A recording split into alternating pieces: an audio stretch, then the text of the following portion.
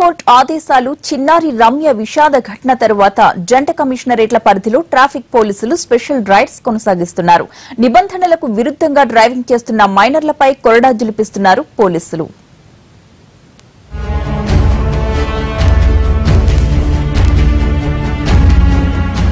జంట కమిషనరేట్ల పరిధిలో ట్రాఫిక్ పోలీసులు నిబంధనలను కఠినతరం చేస్తున్నారు.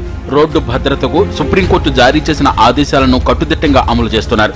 ఇప్పటికే హెల్మెట్ తప్పనిసరి చేసిన ట్రాఫిక్ సిబ్బంది signal jumping, seat belt, drunk and డ్రైవ్లపై స్పెషల్ రైడ్స్ నిర్వహిస్తున్నారు. దీంతో పాటు మైనర్లు వాహనాలు నడపడంపై సీరియస్ గా వ్యవహరిస్తున్నారు పోలీసులు. 20 రోజుల క్రితం బంజారాహిల్స్ రోడ్ నెంబర్ 3లో మైనర్లు తప్పతాగి కారు నడపడంతో చిన్నారి రమ్యతో పాటు ఆమె బాబాయ్ రోడ్డు ప్రమాదంలో ప్రాణాలు కోల్పోయారు. దీంతో స్పెషల్ డ్రైవ్లను మరింత కఠినతరం చేశారు.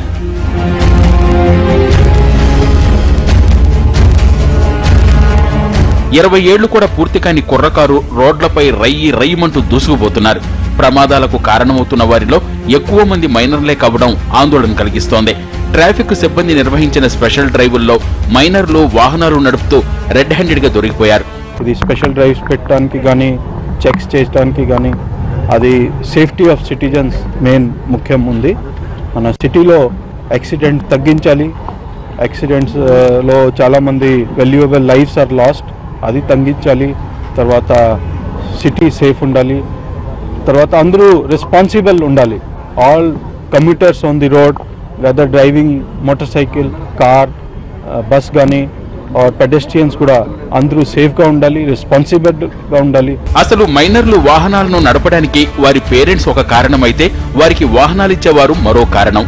తమ పిల్లలు కాలేజీలు ముగిశాక సెలవు రోజుల్లో ఎటు వెళుతున్నారు, ఏం చేస్తున్నారన్న విషయాన్ని పేరెంట్స్ పట్టించుకోవటం లేదు. దీంతో పాటు వారికి కావలసిన దానికన్నా ఎక్కువ పాకెట్ మనీ వస్తుండటంతో కుర్రకారు చెడు మార్గాల వైపు వెళుతున్నారు, ప్రమాదాలకు కారణమవుతున్నారు.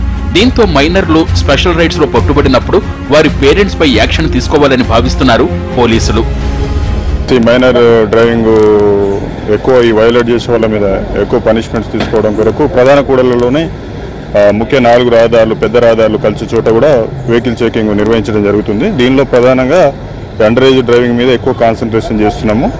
అలా దొరికిన వారికి ఫైన్లు రాస్తూ వాళ్ళ తల్లిదండ్రులను కూడా పోలీస్ స్టేషన్ పిలిపించి కౌన్సిలింగ్ నిర్వహించడం జరుగుతున్నది. మైనర్లు వాహనాలు నడపడానికి తల్లిదండ్రుల ప్రోత్సాహమే ప్రధాన కారణంగా తెలుస్తోంది. లైసెన్సు లేకున్నా వారిని వాహనం నడపడానికి ప్రోత్సహిస్తుండటంతో కుర్రకారు రోడ్లపై దూసుకుపోతున్నారు. పోలీసులు వీరిని అడ్డుకోవడానికి కూడా పేరెంట్స్ తప్పుపడుతున్నారు. ట్రాఫిక్ నిబంధనలను పాటించడంతో పాటు ప్రమాదాల నివారణకు ప్రతి ఒక్కరూ బాధ్యతగా వ్యవహరించాలి.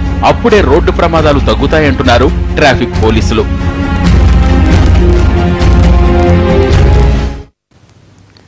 పెగ్గు కొట్టి రోడ్డెక్కితే కిక్కు దించేందుకు పోలీసులు రెడీ అవుతున్నారు. మద్యం మత్తును వదిలించేందుకు కొత్త మార్గాలు అన్వేషిస్తున్నారు. ఇటీవల హైదరాబాద్ లో మద్యం మత్తులో డ్రైవింగ్ తో ఘోర ప్రమాదాలు జరిగాయి. ఏ పాపం తెలియని అమాయకులు ప్రాణాలు కోల్పోయారు. దీంతో పోలీసులు దీనిపై సీరియస్ గా దృష్టి పెట్టారు.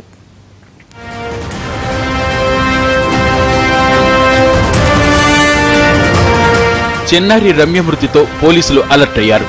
డ్రంక్ అండ్ డ్రైవ్ చేస్తూ దొరికే వారి భరతం పట్టేందుకు ప్లాన్ రెడీ చేస్తున్నారు.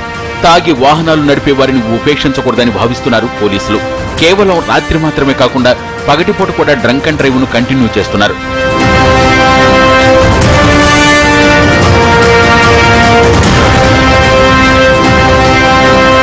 డ్రంక్ అండ్ డ్రైవ్ కేసులో ఎవరైనా పట్టుబడితే కోర్టులో హాజరుపరచి 2 నుంచి 3 వారాల పాటు శిక్షలు వేస్తున్నారు.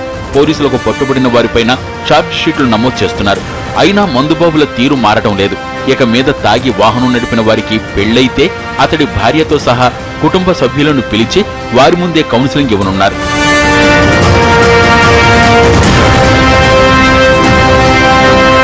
తాగి డ్రైవింగ్ చేస్తూ ఒక ఉద్యోగస్తుడు దొరికితే అతడి ఆఫీసులో HR డిపార్ట్మెంట్ కు పోలీసులు సమాచారం ఇవ్వనున్నారు.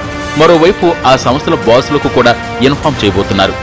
నిరుద్యోగులు తాగి వాహనం నడిపితే వారి పేర్లను తాగుబోతుల జాబితాగా రూపొందించి పబ్లిక్ డొమైన్ లో పెట్టనున్నారు. అలా చేస్తే ఏదైనా ఉద్యోగం కోసం దరఖాస్తు చేసుకున్నప్పుడు వారి బండారం బయటపడుతుంది.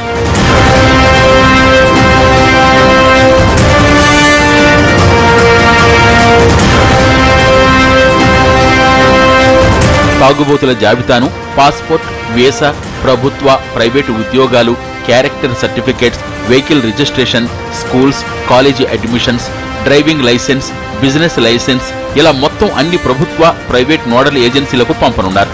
తాగి వాహనం నడపడం ద్వారా ప్రమాదానికి కారణమైతే వారిపై హత్యాయత్నం కింద కేసులు నమోదు చేయనున్నారు.